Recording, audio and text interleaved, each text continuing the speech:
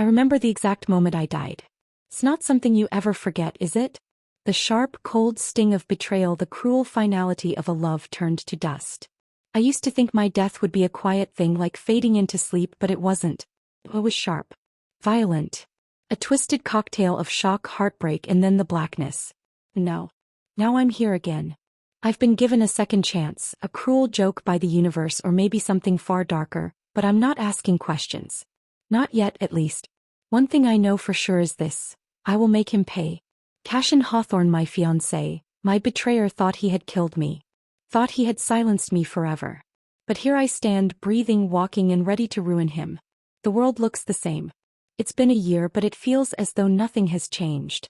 I wake up in my old bedroom, a place that used to bring me comfort but now feels like a cage. My mind, sharp with memories of everything that happened before, races with one thought: revenge. They say death changes a person. They're wrong. It only solidifies what you already were deep inside. Me. I was always going to be ruthless. Now I have nothing left to lose. I glance at the clock on the wall, the ticking sound suddenly louder in the silence of my room. It's strange. The day is the same. The sun outside looks like any other morning, the birds singing the same cheerful tune they always have. Yet I know something inside me has shifted. I can feel it deep in my bones. My mother, Rosalind, is downstairs in the kitchen, no doubt sipping her coffee and pretending everything is fine. Julian, my brother, is probably at the office. His face, always full of concern and care for me, flashes in my mind. Poor Julian. He has no idea what happened. None of them do. But they will. I won't let them stay ignorant. I won't let them remain in the dark about Cashin's lies and deceit. They need to know. And more importantly, they need to understand what I'm about to do. My fingers curl into fists as the memories rush in, flooding my mind. That night when everything changed. When Cashin took my life. I remember how he looked at me in those final moments. His eyes cold, emotionless, like I was nothing more than a pawn in his game. And Isabella Devereux. That woman. The one he betrayed me for. The one who was always lurking in the background, pretending to be my friend while plotting behind my back. She was the one pulling the strings, I'm certain of it. But Cashin? He was the one who put the knife in my heart. He was the one who let me bleed out on the floor while she stood by, watching. The betrayal stings like nothing else. He was supposed to be the one person who loved me. He was supposed to protect me. Instead, he destroyed me. I wasn't supposed to come back. I wasn't supposed to be here with the memory of death still fresh in my mind. But here I am, and I will make sure he suffers the consequences of what he did to me. Serafina, darling, are you awake? The soft voice of my mother snaps me out of my thoughts, and I take a deep breath, smoothing down the front of my blouse before standing. I put on a smile. The mask I've always worn. The one I'll wear now more than ever. I'm awake, Mother, I say, stepping out of my room and into the hallway. Her soft, warm gaze falls on me as I make my way down the stairs. Her eyes narrow slightly as if she senses something different about me. But she says nothing. He doesn't know. He can't know. How are you feeling today, sweetheart? I give her a reassuring smile. Better, Mother. Just thinking about the past. She doesn't push it. She knows better than to ask too many questions when I'm like this. Instead, she nods, though there's a hint of worry in her eyes. Well, breakfast is ready if you're hungry. I know you've been under a lot of stress lately. I nod, following her into the kitchen, but my thoughts are far away. They're with him. He doesn't know I'm alive. Not yet. But he will. And when he does, the world as he knows it will crumble. I think about the night I died, the blood staining the cold floor, my vision blurring as the darkness crept in. But I wasn't gone, not entirely. Someone has decided that I should have another shot at life. Another chance to right the wrongs done to me. I don't know how or why it happened. But it doesn't matter. All that matters now is that I have time. Time to destroy him. Time to make sure he knows exactly what it feels like to lose everything. I'll start with his pride. His reputation.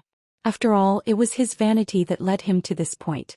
And then I'll destroy his heart just like he destroyed mine. It'll be a slow burn, but the fire will consume him in the end.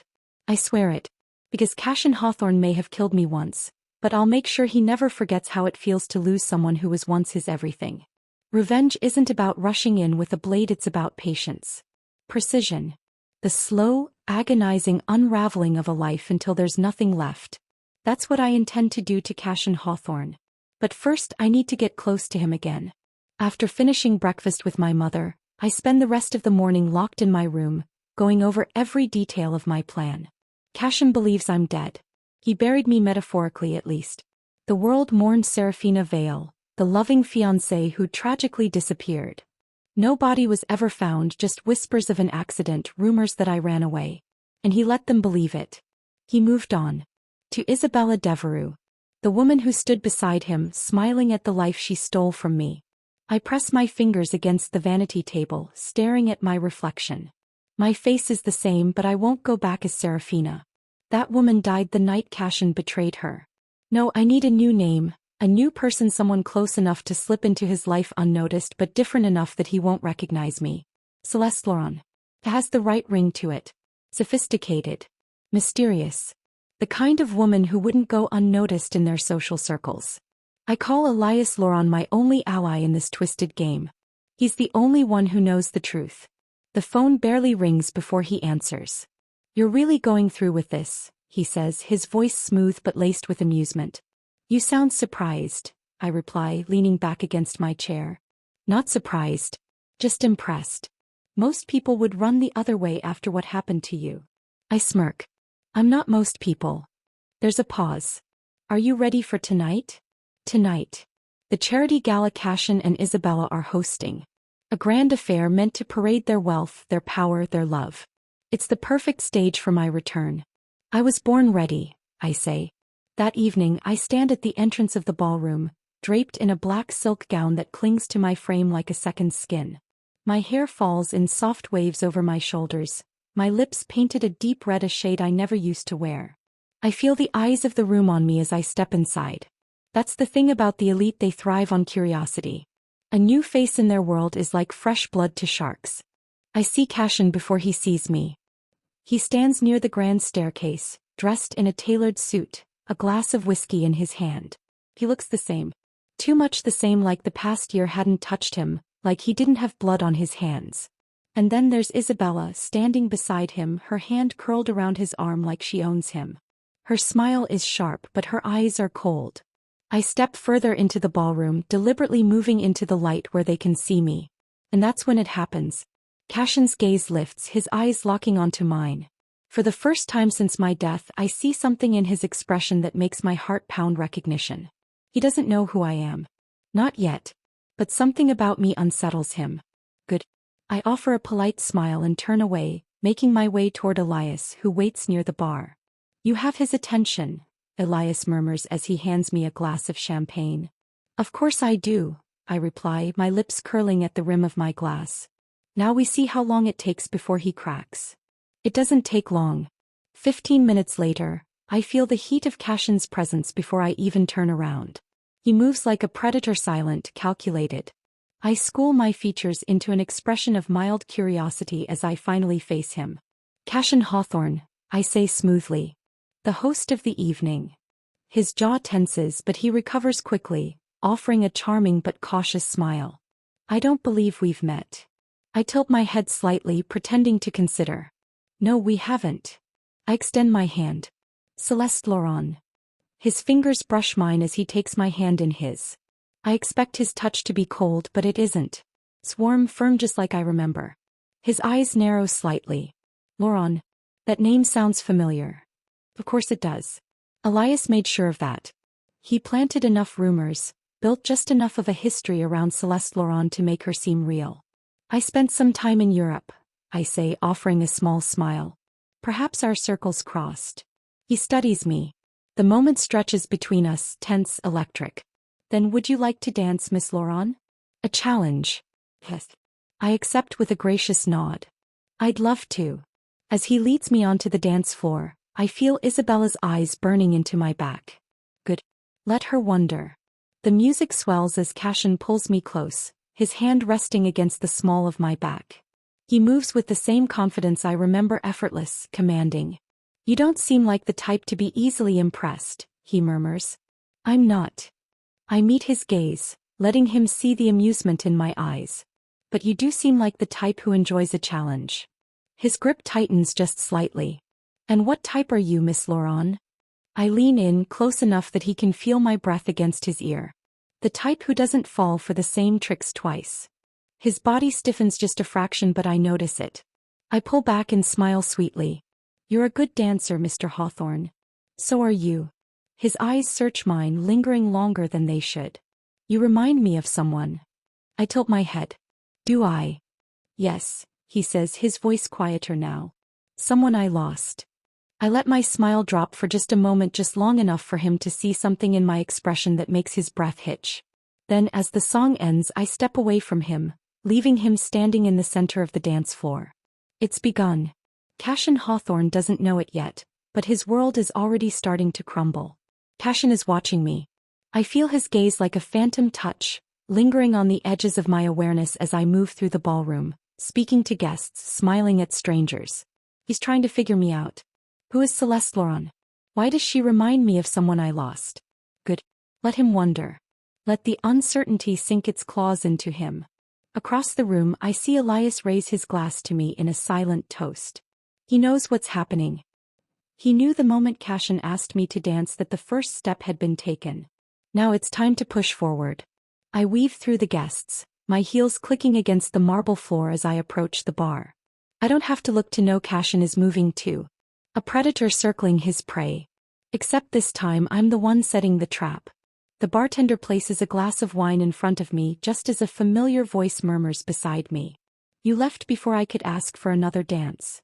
I turn, my expression calm, composed. Cashin stands close, too close, his body angled toward mine like he's already made up his mind about something. I didn't realize you wanted one, I reply smoothly, taking a sip of my drink. He chuckles, but there's something off about it, like he's trying to brush off the unease coiling inside him. You intrigue me, Miss Laurent. I get that a lot. His lips twitch at my response, but his eyes remain sharp. You never answered my question earlier. Which one? You remind me of someone, he says. I just can't figure out who. I tilt my head slightly, feigning curiosity. Is that so? He studies me. His fingers tighten around the glass in his hand. She was someone I cared about. I let a flicker of amusement cross my face. Cared about? Is that what he calls betrayal? Is that what he calls murder? How tragic, I say, swirling my wine. Did she leave you? His jaw tightens. Something like that. I smile. Then I suppose you didn't care about her enough. His entire body tenses. I can practically hear his mind racing. The words were too pointed, too sharp. But before he can reply, another voice slices through the air. Cashin. Isabella. She appears beside him like a shadow, her hand gripping his forearm with just a little too much force. Her eyes flick to me, sharp with suspicion. I don't believe we've met, she says, her voice laced with false politeness. I smile, the picture of elegance. Celeste Laurent. Her grip on Cashin tightens. I can't help but enjoy the way her face shifts just a fraction when Cashin doesn't immediately introduce her as his fiancée. Interesting. Celeste is a new acquaintance, Cashin says finally, his voice measured. We were just talking. Isabella's eyes flash with something dark. Possessiveness. Jealousy? It doesn't matter. Whatever it is, I'll use it. I'm sure you were, she says coolly. Then turning to me she adds, Forgive me, Miss Laurent. My fiancé has a habit of being too welcoming. But there it is. The warning. I smile sweetly. I don't mind at all. I find Cashin quite charming. Her eyes narrow just slightly. But before she can say anything, I offer her my hand. It's a pleasure to meet you, Miss Devereux. You're even lovelier in person. She hesitates just for a second but takes my hand. It's Mrs. Soon, she corrects. I raise an eyebrow, feigning surprise. Oh. Congratulations. When's the wedding? He stiffens. Cashin exhales, rubbing the back of his neck. We haven't set a date yet, he mutters. I don't miss the way Isabella glares at him. So things aren't as perfect as they seem. I sip my wine, hiding my smirk behind the glass. This is just the beginning. I find Elias on the balcony an hour later, watching the city lights. He doesn't turn when I approach. How did it feel? He asks. I lean against the railing. Like slipping into old skin. He smirks. Cashin is already obsessed with you. That's the point. And Isabella? She's insecure. Good. She'll do half the work for me. Elias chuckles. You're enjoying this. I turn to face him, my expression unreadable. He didn't just betray me, Elias. He killed me. And now, I'm going to take everything from him. He studies me for a moment. Then he nods. Then let's make sure you do. I'm about to leave when I hear footsteps. I turn slowly as he steps onto the balcony, his hands in his pockets. His eyes flick between Elias and me, something unreadable in his gaze. Stealing my guest? He says, directing the words at Elias. Elias smirks. She's not yours to steal. Cashin's eyes snap to me. Are you? The way he asks it like he already knows I'm slipping through his fingers sends a thrill through me. I smile. Are you asking if I belong to anyone? He steps closer. Are you? The tension is thick, crackling. I let the silence stretch before answering. No. He holds my gaze for a long moment. Then finally he exhales a low chuckle. You're dangerous, Miss Laurent. I tilt my head. You have no idea. And with that, I turn and walk away, leaving Cashin standing there watching me, wanting me, obsessing over me. It's begun. Cashin is slipping. It's in the way his gaze lingers too long, the way his grip tightens whenever I'm near. It's in the way he searches for me even when he shouldn't. Obsession. I see it growing, twisting, consuming him. And I let it. 2 days after the gala, I receive an invitation. Cashin Devereux requests my presence for an exclusive private dinner. A bold move. A reckless one. I smile as I read it. He's already breaking his own rules. The world knows Cashin as controlled, ruthless, and untouchable, but I know better. I knew him when he was raw, when he was desperate. No. He's unraveling. Perfect. I arrive at the Devereux estate 30 minutes late, just to see how he reacts. Cashin greets me at the entrance, his lips pressing into a thin line when he sees the time. You don't respect punctuality, Miss Laurent? I smile, stepping past him. I don't respect impatience, Mr. Devereux. His jaw tightens, but he doesn't argue. He lets me win. Good. Inside, the dining room is dimly lit, the table set for two. A strategic choice, intimate but not overtly romantic. Impressive setting, I murmur, trailing a finger along the crystal glass. Should I be flattered? Cashin studies me. Should I be concerned? A challenge. I chuckle softly. I suppose that depends on whether you trust yourself. His lips twitch, but he doesn't smile. I wanted to talk, he says instead, taking the seat across from me. Then talk. He exhales, leaning forward. Who are you? I tilt my head. You invited me here just to ask that? You're not just anyone, he says, his gaze sharp. I can feel it. He's close. Too close. He's dangerously close to realizing the truth. So I give him something else. Something true but not the truth. I lower my gaze, letting a flicker of vulnerability cross my face. I lost someone. His expression shifts, barely perceptible, but I see it. A weakness. Who? He asks, voice softer now. I let a pause stretch. Then I meet his gaze. Someone who meant everything. The words hit him. Hard. He swallows, looking away for just a second. A crack in his armor. That's when I realize Cashin Devereux is haunted. Not just by me. By guilt. The meal is filled with calculated silences, stolen glances. I can feel him hesitating, caught between attraction and something deeper. Something darker. As dessert is served, I decide to push. Tell me, Cashin, I say, swirling my wine.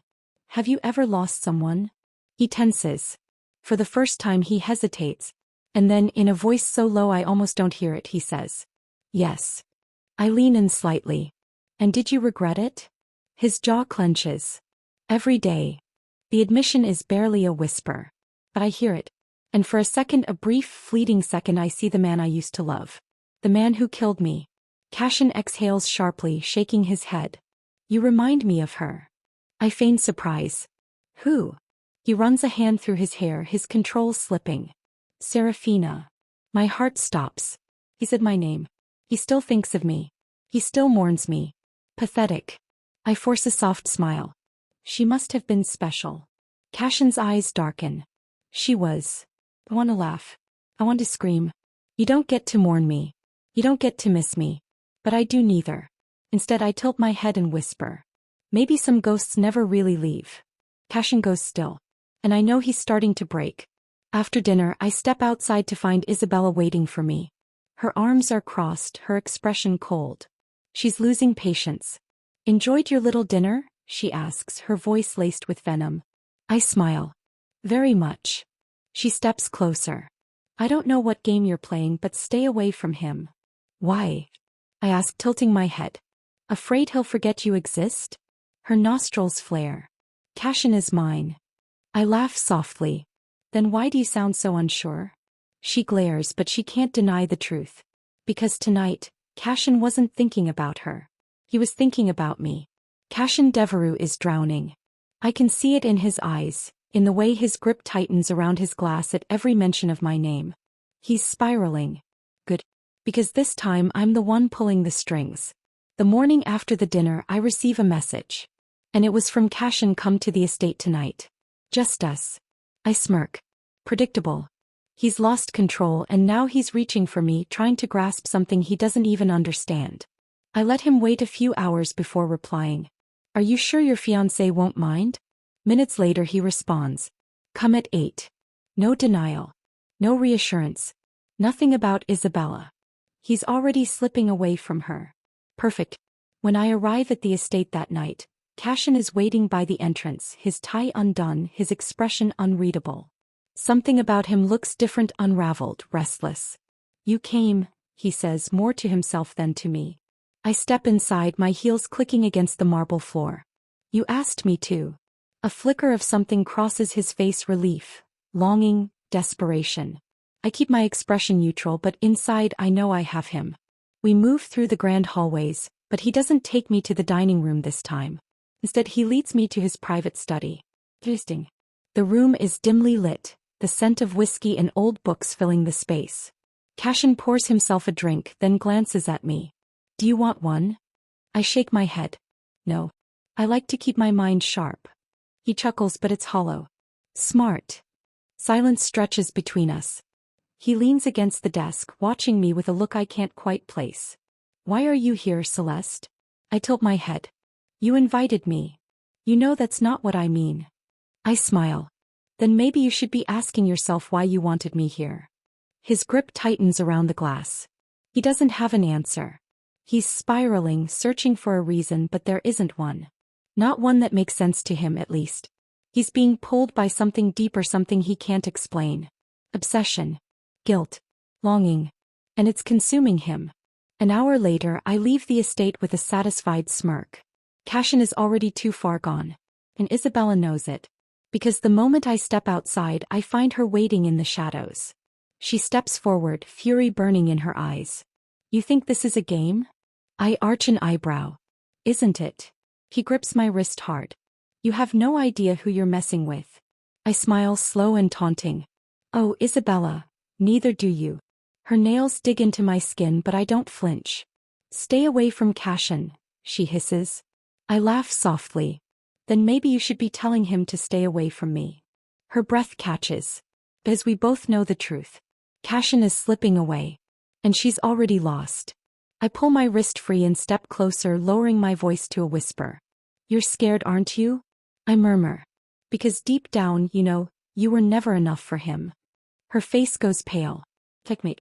I turn and walk away, leaving her standing in the darkness, shaken, furious, and terrified. That night, I receive another message. From Cashin. "I need to see you again." I smile as I type my reply. "Tomorrow. Same time." I don't wait for his response. Because I already know what it'll be. He's falling deeper. And soon he won't be able to stop. Cashin Devereux is unraveling. I see it in his eyes, the way his hands clench when I speak, the restless energy in his movements. He doesn't understand why he can't stay away from me, why I have this hold over him. But I do. Because I built this trap specifically for him. No. It's time to push him further. The Devereux estate is eerily quiet when I arrive. The servants are gone and there's no sign of Isabella. Cashin is waiting in his study. The moment I step inside, he locks the door. "Interesting. You shouldn't be here," he mutters, running a hand through his hair. "I shouldn't have asked you to come." I tilt my head. "And yet you did." His jaw tightens.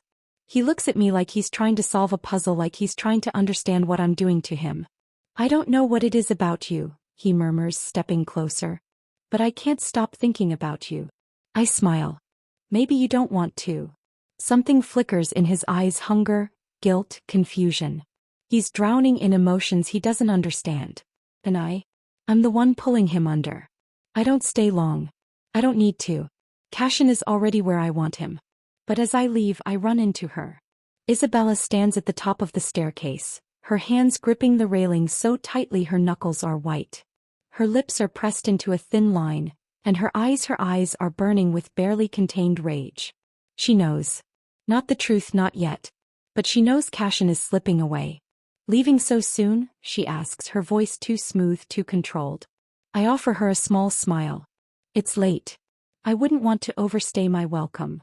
Her eyes flick past me toward the closed door of Cashin's study. You're playing a dangerous game. I step forward, lowering my voice just enough that only she can hear. And you're losing. Her nostrils flare. For a second, I think she's going to lunge at me right there on the staircase. But she doesn't. She's too smart for that. Instead, she exhales sharply and gives me a sickly sweet smile. We'll see about that. I walk past her, feeling her glare burning into my back. Let her be angry. It will only make her next mistake come faster. That night, I receive a message from Cashin. Meet me tomorrow. Same place. Don't make me wait. I smirk. He's losing control. And soon, he'll have none left. Cashin Devereux made a mistake. He doesn't know it yet, but I have been waiting for this day, the day I'd destroy him, the man who killed me once. But I need him to know everything, the depth of the betrayal, the extent of the cruelty. This will not be a clean revenge. It will be slow, methodical, and above all, painful. It started innocently enough. Cashin Devereux was never supposed to be my downfall. In the beginning he was charming, everything I thought I wanted, handsome, confident, loving. But I didn't know how to see past the mask he wore. I didn't know then that I was just a pawn in his game. The first time I felt something was wrong, I tried to shake it off. He'd gotten a little distant, but I was willing to believe the best in him. And when Isabella, his longtime fiancée, made an unexpected appearance in my life, I dismissed it as a coincidence. I didn't think I had to worry. I was wrong. Cashin's lies started small, insignificant, almost laughable. He would cancel plans citing work. He'd disappear for hours, leaving no explanation. I thought at first that he was busy with his responsibilities, but I should have known. I should have seen the signs. Then came Isabella, pretending to be the perfect friend.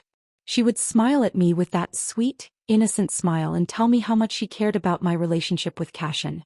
She said things like, "He's always been distant with me too. You'll break through that wall of his, I know it." I naively believed her. But as time passed, I began to notice the strange interactions between them. She'd always show up just when Cashin and I were about to meet, interrupting our time together, and yet he always seemed more eager to see her than me. And then came the day he betrayed me for the first time. I walked into his apartment to surprise him with dinner. The scene I walked into was something out of a nightmare. Cashin, his hands all over Isabella, their lips locked in a passionate kiss. I stood frozen at the door, my world falling apart in an instant. I should have left then, but I didn't. I couldn't. He begged me to stay, told me it was a mistake, that he didn't know what he was doing. But I knew better. I wasn't a fool. More than that, betrayal was the way they manipulated me after. Isabella, ever the perfect, charming fiancée, played the role of the understanding friend. She told me that Cashin was just confused, that he didn't really mean it. She insisted that I shouldn't break up with him, that it wasn't worth it. She was always there, her words like honey, making me believe that I was the one in the wrong. She even took me aside one evening as if to console me. "I know how you feel," she whispered. "Cashin has always been a bit of a mess, but he's worth it. He loves you." The worst part. I believed her. I believed them both. But every time I tried to move forward with him, every time I sought out answers, Cashin would shut me down, promising that things would change, but they never did. Instead, Isabella and Cashin began to conspire together, manipulating me into thinking I was the problem. They set me up. They pushed me into a corner where I started to doubt my own sanity. When I had doubts about Cashin's commitment, they would act like I was overreacting, playing the perfect game of gaslighting. I'd cry in his arms and he'd apologize, but each time his words became emptier and his affection more cold. It wasn't love, it was control. The final act came when Cashin killed me emotionally, mentally, spiritually. It was a party at one of his family's estates. Isabella and Cashin stood together, laughing and pretending like the past few months never happened. I was on the edge, the final threads of my trust in him snapping, but I wanted to confront him. I needed to know if I could trust him again, if I could ever feel safe with him. I confronted him and he turned it around just like I knew he would. He accused me of being paranoid and ungrateful, of ruining everything. He said the words that I'll never forget. "You've lost me, Serafina. It's over. I'm done." And with that it was over. He walked away. But the worst part was when I saw her. Isabella standing by his side with that smug expression on her face. She had won. She had gotten exactly what she wanted. She had ruined me and Cashin had let it happen. He had used me for his own selfish pleasure, and when he was bored he tossed me aside like nothing. What they didn't know was that I was already dead. I had died the moment Cashin chose Isabella over me. I had been murdered by my lover's lies, by his cruelty, by their collective betrayal. The pieces of my soul shattered and I fell apart. That night when I left the party I drove away heartbroken, bitter and broken. It was the last straw. My love for him was gone, and in its place was a raging fire of revenge that would consume everything in its path. But this wasn't the end. This was only the beginning. Let's get into it. The night of my death I mourned the girl I used to be. The girl who once believed in love. The girl who thought Cashin Devereux was her forever. The girl who trusted Isabella, who fell for every lie, who let herself be twisted and broken until there was nothing left. That girl is gone. What remains is something colder. Sharper. Unforgiving. And now it's their turn to suffer. Cashin thinks he can move on without consequence. He believes I was just another disposable plaything easily discarded. But what he doesn't know is that I'm still watching. And I know exactly how to destroy him. His company, the Devereux Empire, is built on fragile trust. Investors adore him, the media worships him, and the elite see him as an untouchable golden boy. But what happens when that perfect image begins to crack? I start small. A rumor here, a leak there. Nothing too obvious, just enough to make people whisper. His financial records? Compromised. His personal life? Exposed. Suddenly, Cashin finds himself in a storm of scandals, and he has no idea where it's coming from. But that's only the beginning. Isabella has spent her life playing the perfect socialite, manipulating her way to the top. She stole my life and now I'm taking hers. Her reputation is her greatest weapon, so I make sure it's the first thing to fall. I send a carefully crafted letter to every high society wife in her circle, exposing her long list of affairs, her deceit, and the way she used Cashin and other powerful men to maintain her status. The whispers grow into accusations. Friendships turn into cold shoulders and empty invitations. Soon she realizes she's becoming exactly what she hates most: irrelevant. And when she finally turns to Cashin for comfort, begging for reassurance, she finds that he's too busy drowning in his own destruction. When Cashin finally realizes that his world is crumbling, he starts searching for me. I let him. I watch as he spirals, his business failing, his name dragged through the mud, his so-called love crumbling before his eyes. He grows desperate. The once powerful, untouchable Cashin Devereux is now a broken man with nothing left. And then, just when he's at his lowest, I let him find me. We meet in the place where it all began, the grand ballroom where he first whispered sweet lies into my ears. The place where he promised me forever. He looks different now, haunted, exhausted, ruined. Serafina. He breathes out, his voice rough, almost desperate. I don't understand. Everything is falling apart. I tilt my head, feigning concern. Oh, Cashin. I thought you had everything under control. He steps closer, his gaze frantic. Is it you? Are you behind this? I don't answer. I just smile. And in that moment he knows. His body tenses, his hands clenching into fists as realization crashes over him. I did this. I took everything. I destroyed him the same way he destroyed me. Why? His voice cracks, his eyes burning with something between rage and regret. I step forward, slowly, deliberately, until there's nothing between us but the ghosts of the past. Then I whisper the words he once said to me, the words that shattered me, that killed me. You've lost me, Cashin. It's over. I'm done. And then I walk away. Let him drown in the ruins. Let him finally understand what it feels like to be nothing. As I I have already won. The past doesn't haunt me anymore. Not the betrayal. Not the lies. Not Cashin Devereaux. I buried them all the day I walked away, leaving him to drown in the ruins of his own making. And now I am free. Cashin tried to rebuild. Tried to salvage the wreckage of his empire, but the damage was too deep. Investors withdrew, partners turned their backs, and the media devoured him like vultures. Isabella? She disappeared from high society, exiled by the very people she once charmed. Last I heard, she fled to some remote villa, a nobody among nobodies. Their world, the one they fought so hard to climb, crumbled beneath their feet. Me? I walked away from it all. I don't live in the shadows of revenge anymore. For the first time in a long time, I let myself dream again. Love again. Live again.